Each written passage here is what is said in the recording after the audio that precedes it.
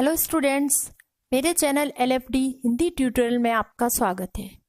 आज मैं कक्षा 12 के हिंदी साहित्य के स्टूडेंट्स के लिए हिंदी साहित्य का संक्षिप्त इतिहास, इससे संबंधित महत्वपूर्ण प्रश्न लेकर आई हूँ।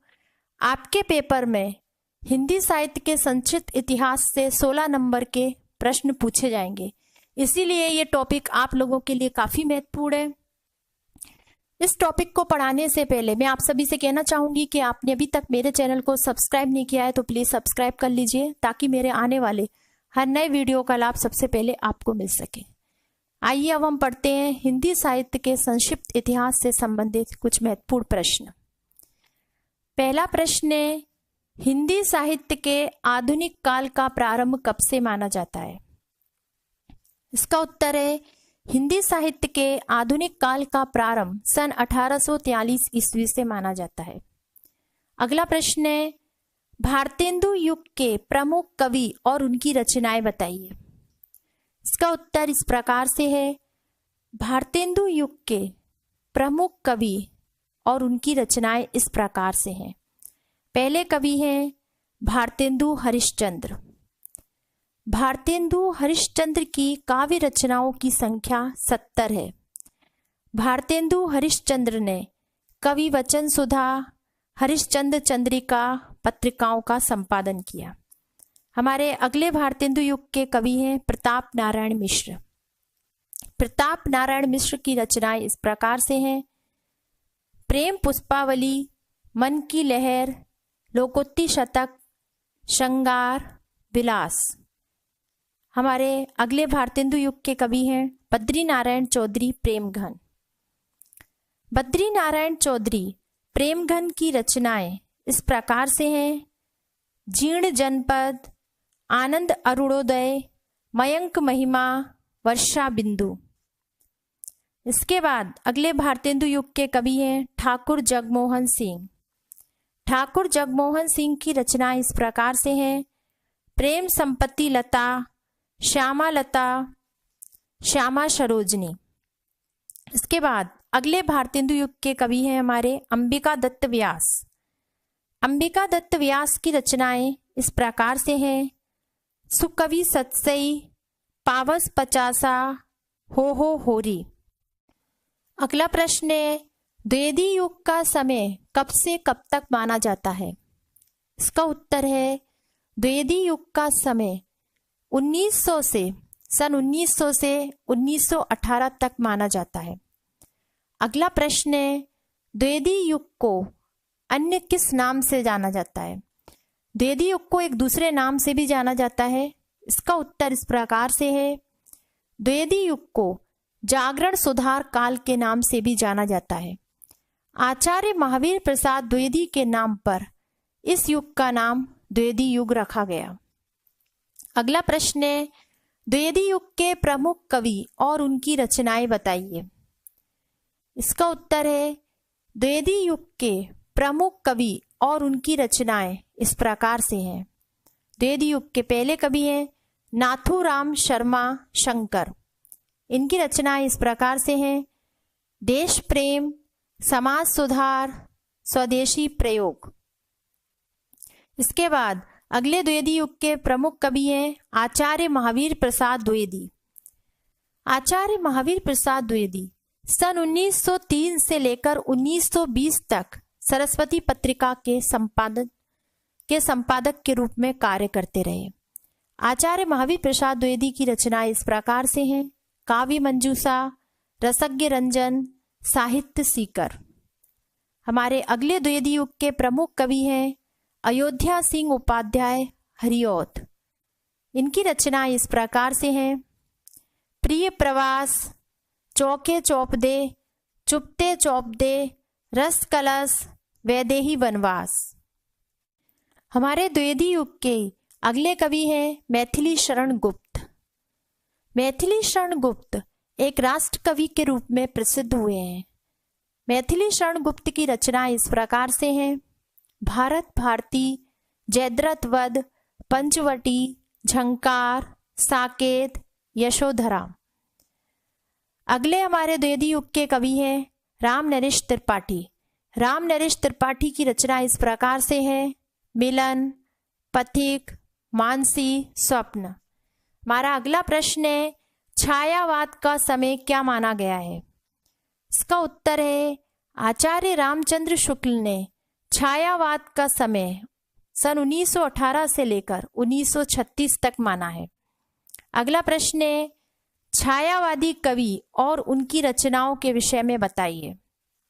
इसका उत्तर इस प्रकार से है, छायावाद के प्रमुख 4 स्तंभ माने जाते हैं। पहले छायावादी कवि हैं जयशंकर प्रसाद, दूसरे हैं सूर्यकांत त्रिपाठी निराला, तीसरे हैं छायावादी कवि सुमित्रानंदन पंत, और हमारी जो चौथी छायावादी कवित्री हैं वह है महादेवी वर्मा। सबसे पहले जयशंकर प्रसाद की रचनाएं जो कि इस प्रकार से हैं: झरना, आंसू, लहर, कामायनी। इसके बाद हमारे जो अगले छायावादी कवि हैं वह हैं सूर्यकांत त्रिपाठी निराला। उनकी रचनाएं इस प्रकार से हैं: परिमल, अनामिका, गीतिका, तुलसीदास, राम की शक्ति पूजा। हमारे अगले छायावादी कवि हैं सुमित्रानंदन पंत। सुमित्रानंदन पंत की रचनाएं इस प्रकार से हैं: उच्छ्वास, ग्रंथि, वीणा, पल्लव, गुंजन। हमारी जो अगली छायावादी कवित्री हैं वह है महादेवी वर्मा। महादेवी वर्मा की रचनाएं इस प्रकार से हैं: नीरजा, निहार, रश्मि, दीपशिखा। अगला प्रश्न है, छायावादोत्तर काल तथा उनके कवियों के नाम बताइए।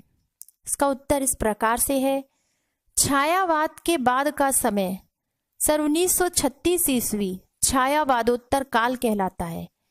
इस समय काव्य की कुछ धाराएं मुख्य रूप से उभरी, जिनमें राष्ट्रीय सांस्कृतिक कविता, उत्तर छायावाद, प्रगतिवाद, प्रयोगवाद और नई कविता धारा प्रमुख हैं। छायावादोत्तर काल के प्रमुख कवियों में सूर्यकांत त्रिपाठी निराला, सुमित्रानंदन पंत, हरिवंश राय बच्चन, केदारनाथ अग्रवाल, गिरजा कुमार माथुर, नरेंद्र वर्मा प्रमुख हैं।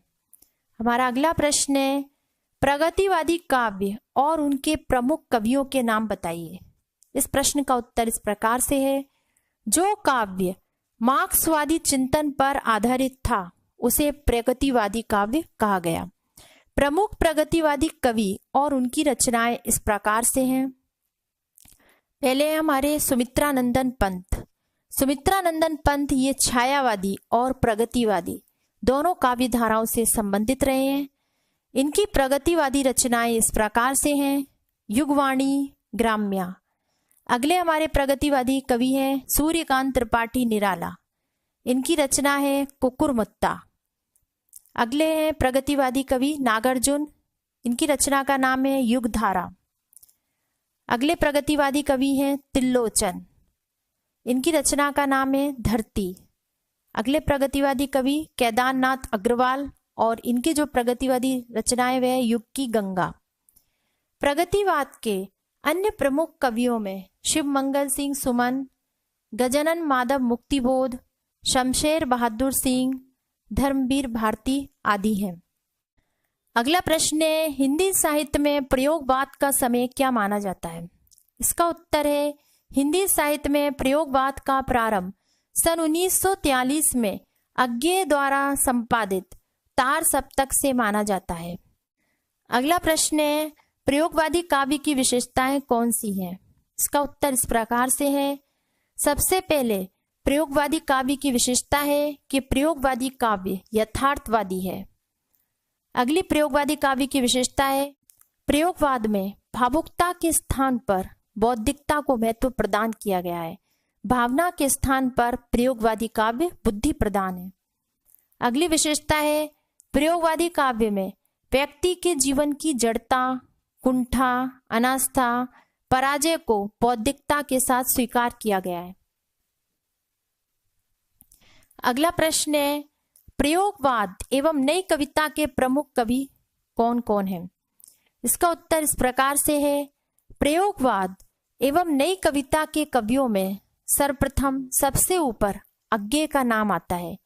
अज्ञेय की प्रमुख रचनाएं हैं हरी घास पर क्षणवर, बावरा अहेरी, आंगन के पार द्वार। हमारे अगले प्रयोगवादी कवि हैं गिरजा कुमार माथुर। गिरजा कुमार माथुर की रचना इस प्रकार से हैं। नाश और निर्माण, धूप के धान, शिला पंख चमकीले। अगले प्रयोगवादी कवि हैं शमशेर बहादुर सिंह। इनकी रचना इस प्रकार से हैं। कुछ कविताएं, चुका भी नहीं हूं मैं। इसके बाद अगले प्रयोगवादी कवि हैं गजानन माधव मुक्तिबोध। इनकी रचना इस प्रकार से हैं। भूरी भूरी खाक की धूल, चांद का मुंह टेढ़ा है। हमारे अगले प्रयोगवादी और नई कविता के कवि हैं धर्मवीर भारती। इनकी रचनाएं हैं अंधा युग, कनुप्रिया, 7 की वर्ष, ठंडा लोहा। ये जो कवि मैंने आपको बताए ये प्रयोगवाद और नई कविता दोनों से संबंधित रहे हैं। प्रयोगवाद एवं नई कविता के प्रमुख कवियों में कुंवर नारायण, सर्वेश्वर दयाल सक्सेना के नाम भी आते हैं। प्रिय विद्यार्थियों, आज का मेरा हिंदी साहित्य के संक्षिप्त इतिहास से संबंधित आधुनिक काल का ये वीडियो यहीं पर समाप्त होता है। आज का मेरा ये वीडियो यदि आप लोगों को पसंद आया हो तो कमेंट्स करके जरूर बताइए। साथ ही आज का मेरा ये वीडियो यदि आप लोगों को अच्छा लगा हो तो इसे लाइक कीजिए। साथ ही आपके जो फ्रेंड्स हैं उनके साथ इसे शेयर कीजिए। और जो नए स्टूडेंट्स हैं उन सभी से मैं कहना चाहूंगी कि आप मेरे चैनल को सब्सक्राइब जरूर कीजिए। धन्यवाद।